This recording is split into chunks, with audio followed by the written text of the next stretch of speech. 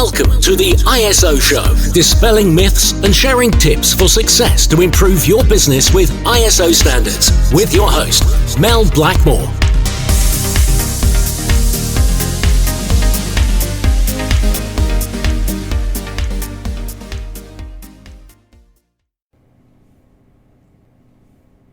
Hello and welcome to the ISO Show. I'm delighted to be joined by Steve Mason again. He's a senior consultant here at Blackmores to tell us about ISO 27001. And it's the final stage of the series that we're running on how to implement ISO 27001. So you probably remember in episode 13, we talked about where to begin and things to consider like your risk assessments and scope, etc. In the next podcast, number 14, we covered how to create an information security management system, how to communicate it, how to implement it.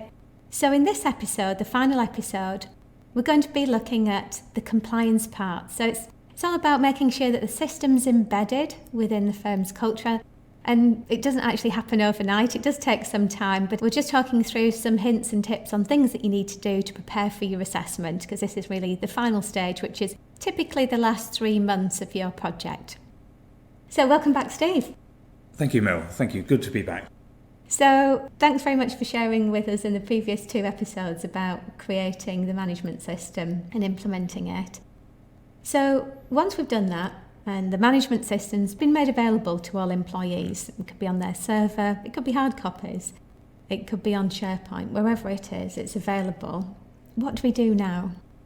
I think really the first thing is not to forget that there's got to be that constant reminder of what security is about and what individuals' roles are within the organisation to maintain that system. You spoke just now about things don't happen overnight. And that's quite true. When you're building a culture of security, your culture could take up to 3 years to actually be built. Probably then 6 years before it becomes part of the DNA, where it's so natural within the business, you don't any longer see it as something separate. It's actually something that people do because they know it's the right thing to do. So it's about encouraging people to make it part of their lives on a regular basis. That's the first step I would take. Second step, I would then say, think about how you're going to assess the effectiveness of this system. So quite simply, first thing to set up is your internal audit system. Now, internal audits, I think people run away with the idea you've got to audit yourself to death, but death by audit isn't a very good prospect. So we've got to think about audits being done in the most appropriate way where there are risks within the business. So plan your audits based on what's important to the business. Don't forget you've got, apart from the controls, you have got the clauses to look at. Clauses are important, and I think that's your framework. Make sure that's audited regularly so you can understand what's happening within that framework, whether it's effective or not. But don't run away with the idea that you've got to audit all 114 controls in one go or within 1 year. It doesn't work like that. You've got to think about, well, which parts of those are more important. If you've got a small bit of HR happening in the organisation, that may not be as important as perhaps your operations side, which may be the biggest part of your organisation when it comes to security. So align the audits to what's important in the organisation. Okay, great. So for those listeners that haven't experienced an internal audit before, could you just walk us through that experience and what's involved? You mentioned about HR, and some listeners might be scratching their head thinking, so how do we audit information security in relation to HR? So if you could just talk us through that experience of an audit and the typical sort of things that you would say and do and kind of things that you'd look for. Sure, okay, yes. I think internal audits are very much down to the individual that's conducting the audit. We all have different ways of doing it. Some people would perhaps go back to the original documentation, the policies and procedures have been written, and say, is it compliant with the policies and procedures we've written? Others might go back to the standard and say, are we still following the requirements of the standard? Both ways are just as effective. What I tend to do is I sit down with a person within the department and ask them, based on the controls, perhaps it might be screening, what's the method they're using for screening? You can't go in with assumptions that everybody does screening the same way, because screening may not be appropriate for everybody. I've come across organisations where they do very little CRB, and it's not CRB anymore, is it? It's It's DBS checks, yeah. Yeah. See, I forget that. So, you go and ask, well, what sort of screening do you do? And they turn around and say, well, we don't do any DBS checks because we don't think it's appropriate within our organisation because people are not coming up against vulnerable adults or children. So that's a choice they've made. So you can't assume they've got to do that. So you then ask them, well, what screening are you doing? And then you assess whether that screening is effective. So I think the important point there then is each company is unique. Very much so, yes. And 27001 can be applied to companies in different ways depending on how they operate, their culture, their risks. Exactly. So the audit isn't just a tick box exercise, is it? No. They're not going to fail if they're not doing screening, but they do need to justify why they don't need to do it. Exactly, yes, Right, okay. And I think if you took a one-size-fits-all approach to 27,000, it would just become a burden. We spoke earlier in other talks we've had about not making 27,000 that straitjacket that you can't move in. And you would simply create a straitjacket for people if you started saying, well, you've got to do this control because it says it's in the standard. It doesn't work like that. So I'm the HR manager then Yeah. of a company. What other kinds of things would you want to see? What would I need to prepare and do during that audit? And how long would an audit take? Audits of HR typically take around about 45 minutes if all the information's there. Sometimes it can take a bit longer. But typically you'd need to go through the screening process. Does that work? Is it appropriate for the organisation? What method they're using? Where are they getting their guidance from? Because there's lots of guidance on things to do for screening on the internet that may be appropriate. The other bit in that part of the standard is looking at responsibilities, looking at training. So how's the training being managed?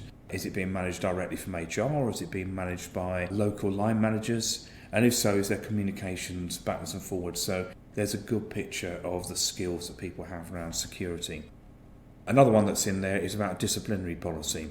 Now, if I'm looking at the disciplinary policy, I'll be looking to see whether there's any reference in there to any sort of security aspects, such as breach of confidentiality would be disciplinary action.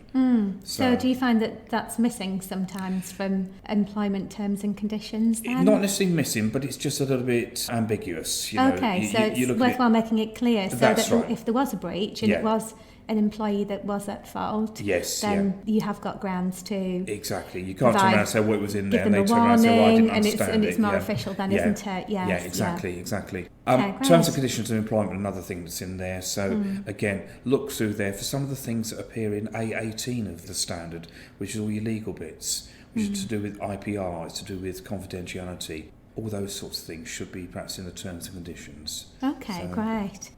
So we've done all of our internal audits then across the business. I mean, how long do you typically allow to do that? For what period of time? I mean, I mentioned about 3 months, but...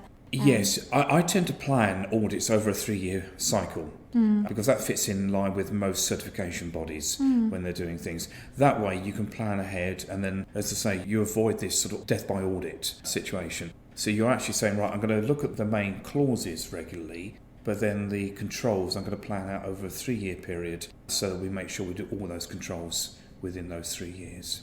Okay, great. So you've done the internal audits and I think the final stage is the management review, isn't it? That's right, yes. Can you just walk us through that and explain what's involved with an information security management review meeting? Okay, the most important thing with any management review is that top management are involved. They can't get out of this, and if they do, then they'll probably find that they'll have major nonconformities raised against them by any certification body. So top management must be involved in this. Probably one of the best ways to do management review is have a quorum of people that do the review. And if there are people you need to call into the review with evidence, then bring them in just for perhaps 10 minutes or 15 minutes of that review so that lots of time isn't wasted of people sitting around thinking, well, why am I here? So keep that quorum, usually senior management, but then just invite people in. Typically, you're trying to assess the effectiveness of your system. So you'll be looking at your internal audits. How effective have they been? Have they actually been done, first of all? And what sort of findings are coming out? You might then look at incidents. Is there a trend coming out of incidents?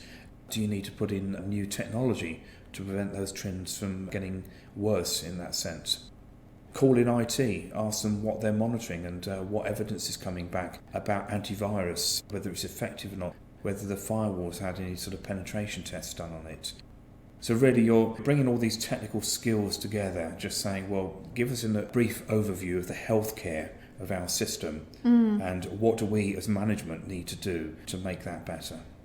So is that it then? And then are you ready for assessment, or are there any other tips just to help to prepare? Yeah, we mustn't forget also assessment? the continuing improvement. I think that tends to tail end of the standard. People think, oh, continuing improvement, we all do that, Actually, there are a number of things that get forgotten in continuing improvement. It's about how you make your continuing improvement log perhaps central for capturing all your perhaps incidents, non-conformities, so that you've got some sort of analysis going on. We talk about monitoring and measuring. There's also analysis and evaluation. And that analysis and evaluation is part of the continuing improvement. One key thing that gets forgotten in continuing improvement is root cause. I tend to use or favour the 5 why approach for root cause. Very, very effective. Everybody can use 5 whys. You don't need to be a guru to be able to use the 5 whys. And it does help you to get to the root cause of the problem. Okay, so could you give us an example of a typical sort of non-conformity that you might find prior to an assessment? Okay, yeah. And what the root cause could be? Okay, and what a company could do to address that issue? Right, typical... Putting you on the spot here. Yeah, that's right. Well, let's take one very simple one that often comes up. A typical fault that we might come across in internal audits is where people haven't done their training and that sort of thing. So you might say, well, okay, what's the root cause behind that? So you ask the question, why didn't people do the training? It might be because they hadn't been communicated to.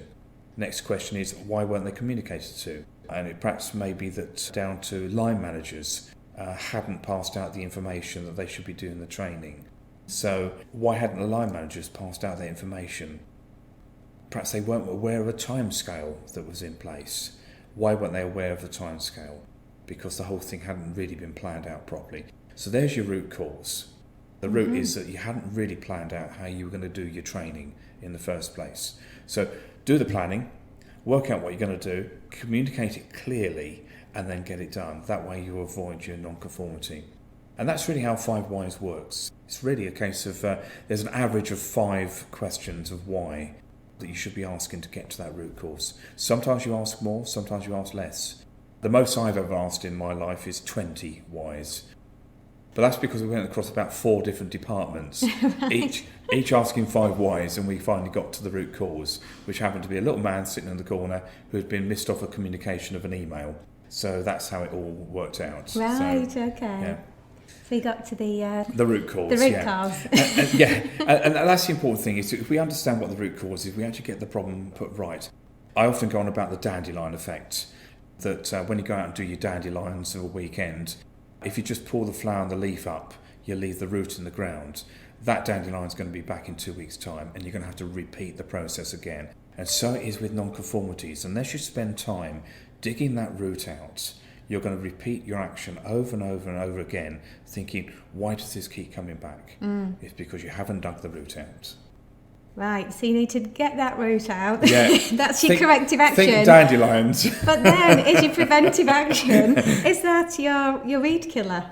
No, Do you need to be that forceful? Yeah, no, somebody said that to me once before about using weed killer, But I think the problem is if you take the weed killer approach to your non-conformities, you could actually end up sort of damaging processes that are really worthwhile, sort of thing. So that's why you have to have that focused approach, So use the mechanical approach to dig your weeds out, or dig out those root causes. Yeah, because I think some people might say, oh, well, have we passed or failed after an audit? But it's not really about that, is it? It's about really getting that system established so that employees are aware of the management system. And that it's working for them. Effectively, yes. It's not just something that's sitting on the shelf gathering dust or squirreled away on a server somewhere. It's working effectively for them. Yeah, and that's a good point you make about do we pass or fail.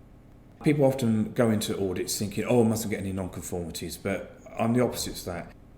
Get the non-conformities, understand what's wrong with your system, and then put it right. Don't be afraid of non-conformity. It's not going to stop you getting through an assessment. What will stop you from getting through an assessment is a major non-conformity. And to get a major non-conformity, you've got to have been completely absent-minded or anything like that, to have just missed a part of the standards, and completely negligent in putting your system together. So an example of that could be you haven't had a management review meeting. Exactly. Yeah, management would put it off and off and off. Yeah, that's right. Yeah. Oh, yeah, we didn't think we had to have one, and then you get a major nonconformity. Yeah. Or you've only half finished your risk assessment, sort of thing.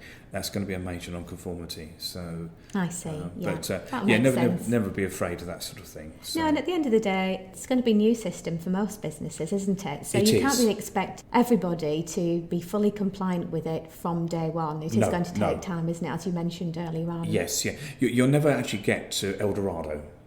You're on that path, walking towards El Dorado, you suddenly get to it, you look over the mountain, and there's Kathmandu or something like that. You've got to climb to that one, sort of thing. So you'll never get that sense of perfection. And remember, the standard is about a management system. How are you managing security rather than management perfection?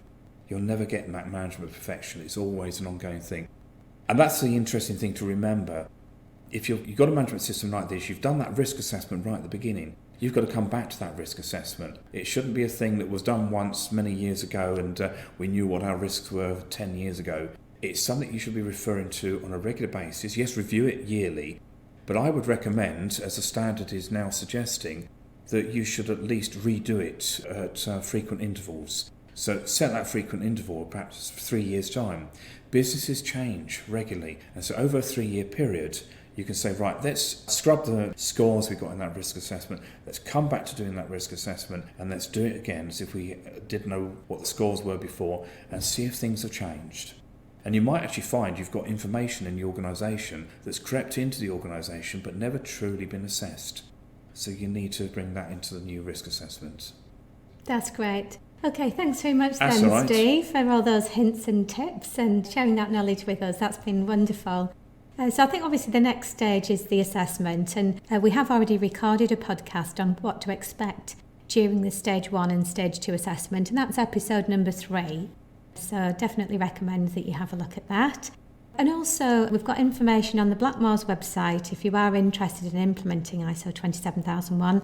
We've got an ISO 27001 Steps to Success programme, which is referenced on there, that you can find further information. So all the information that we've been talking about within this series on how to implement ISO 27001 is available on the blog posts on our website.